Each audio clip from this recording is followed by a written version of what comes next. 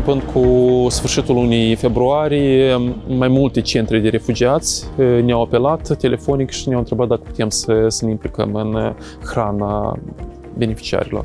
Pregătim zilnic bucate la întreprinderea socială Floare de Cireș, bucate pe care le punem în caserole și le livrăm la câteva centre de refugiați care se află atât în raionul Ialoveni cât și municipiul Chișinău.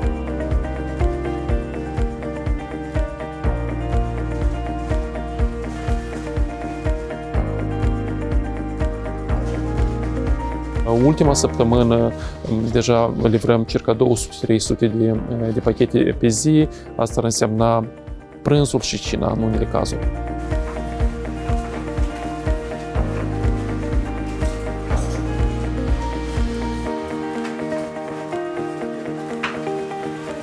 De când au venit refugiații, ne-a fost cam greu, am lucrat foarte multe ore.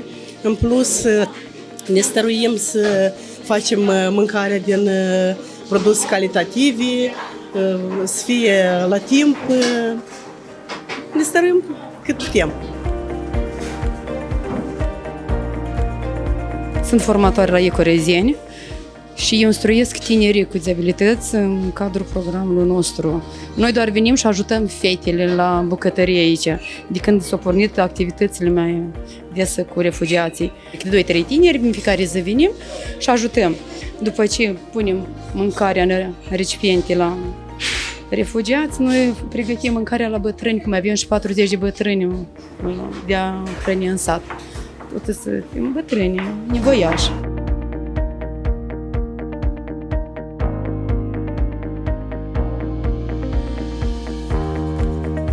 Мы уже в Молдавии тут находимся 3 недели, приехали ровно 8 марта.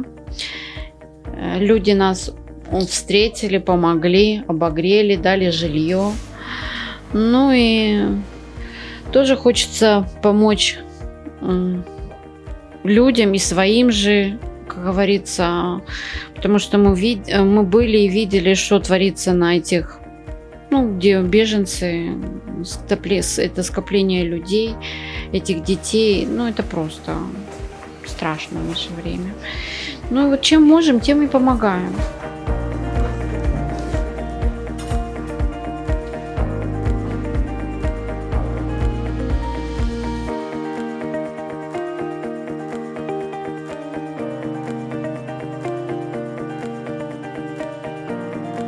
Sunt mai mulți donatori care ne susțin, în primul rând Suedia, poporul suedez, care au fost primii care au acceptat colaborarea cu noi.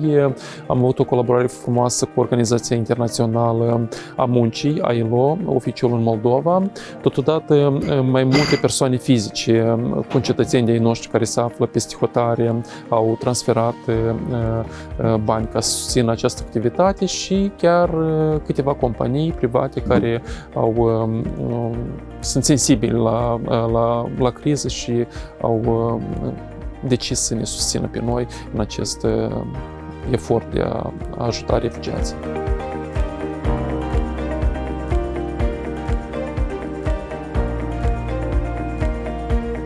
Acum negociem cu organizații germane să avem fonduri suplimentare ca să continuăm hrana refugiaților, fiindcă sunt la fel solicitări din partea centrului de refugiați. Zilnic, după cum spuneam, circa 200-300 de pachete de mâncare încă mai sunt necesare.